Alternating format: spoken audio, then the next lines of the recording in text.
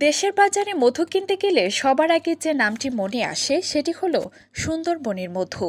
দেশে ব্যাপক সুনাম অর্জন করা এই জিআই পণ্যটি বিদেশেও সমানভাবে পরিচিত।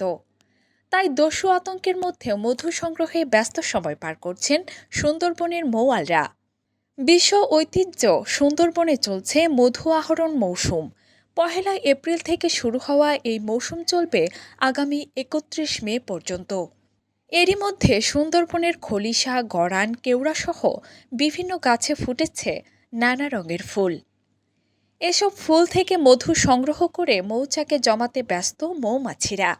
আর সেই মৌচাক থেকে মধু সংগ্রহ করছেন মৌয়ালরা। সুন্দরবনের মধুর মধ্যে সবচেয়ে সুস্বাদু হিসেবে পরিচিত খলিশা ফুলের মধু। এই খলিশা ফুলের মধুর কারণেই সারা দেশে সুন্দরবনের মধুর এত সুনাম। মৌয়ালরা জানান, মৌসুমের শুরুতেই এই মধু পাওয়া যায় এবং এর স্বাদ ও মান সুন্দরবনের অন্যান্য মধুর তুলনায় ভালো। এ কারণে ক্রেতাদের পছন্দের তালিকায় শীর্ষে থাকে খলিশা ফুলের মধু। এরই মধ্যে বন বিভাগের অনুমতি নিয়ে সুন্দরবনে মধু সংগ্রহ শুরু করেছেন মৌয়ালরা। তবে মধু সংগ্রহ করতে গেলে বাঘের আতঙ্ক এবং বন দস্যুদের উৎপাত বাড়তে থাকায় নিজেদের জীবনের ঝুঁকি নিয়েও উদ্বেগে রয়েছেন মৌয়ালরা। এদিকে মৌয়াল ও সুন্দরবনের বন্যপ্রাণীর নিরাপত্তা নিশ্চিত করতে বন বিভাগের টহল কার্যক্রম বৃদ্ধি করা হয়েছে।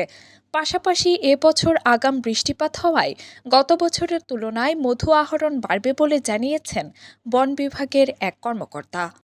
এবছর আমরা চিন্তা করছি যে আমরা তো 700 কুইন্টাল মধু আমরা আহরণ করতে পারবো এবং 200 কুইন্টাল মোম আমরা আহরণ করতে পারবো।